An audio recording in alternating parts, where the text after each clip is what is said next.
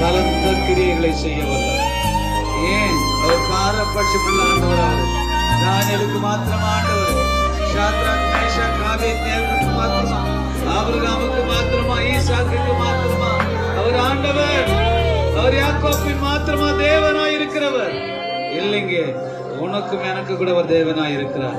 உன்னையும் என்னை ஒரு ஆபிரகாமாக, உன்னையும் என்னை ஒரு ஈசாக்காக, உன்னையும் என்னை ஒரு தானியேலாக, தாவீதாக ஆடுதான் மேய்ச்சிருக்கிற. படிப்பறிவு இல்லை, நீ அதெல்லாம் நினைக்காது. எனக்கு படிப்பறிவு இல்லை, எனக்கு புத்தி இல்லை, எனக்கு ஞானம் இல்லை, எனக்கு வசதி இல்லை, எனக்கு ஒண்ணுமே இல்லை. ஆனா ஜெபம் இருக்குதா? ஆனா உனக்கு வேதத்தை கேட்கிற ஒரு அந்த விசுவாசம் இருக்கிறதா? அதை மாத்திரம் தான் கர்த்தர் எதிர்பார்க்கிறார். வேற எதையும் சாக்கு சொல்லாது, வேற எதையும் சாக்கு சொல்லாது. உனக்கு விசுவாசம் இருக்குதா? கர்த்தர் மேல விசுவாசம் இருக்குதா? கர்த்தரை தேடி ஜெபிக்கிறாயா? கர்த்தருடைய வசனத்தை கேட்கறதுக்கு அங்கலாய்க்கிறாயா?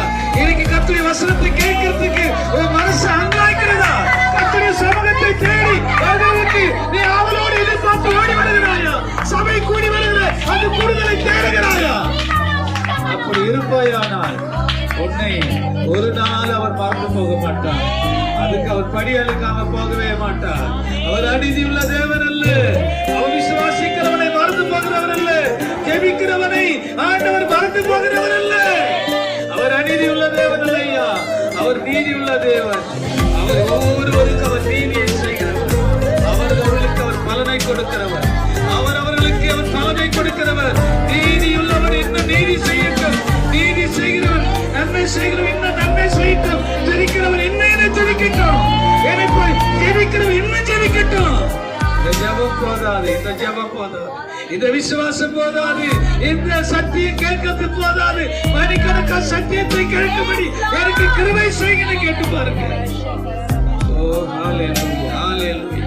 ஓ எல்லாரும் வாய்களை திறந்து ஆண்டவரே, அப்படிப்பட்ட ஒரு விசுவாசம், ஒரு வைராகியம் தேவன் மேல எனக்கு ஒரு வைராகியம் இருக்கட்டும்ப்பா.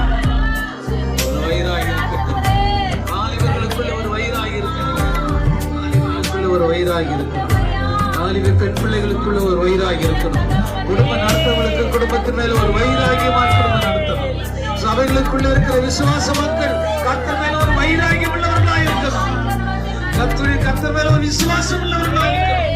ஒரு ஜெப ஆவியினால நாம் எழுப்பப்பட்டிருக்கணும். எப்பவுமே நாம் ஜெபிக்கிறவர்களா, எப்பவுமே கர்த்தருடைய வார்த்தையின்படி நடக்கிறவர்களா. எங்கேயாவது வார்த்தையில நான் பிரசங்கி தடுமாறி போகாதபடி நடத்தும் ஆண்டவர்.